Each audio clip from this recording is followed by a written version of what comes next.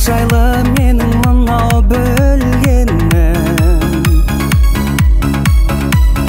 Бақыт деген бірде шаттық, бірде мұң. Бақытты сол кәрі кетіп түндері, бақыт іздеп азаптанса кімде-кім.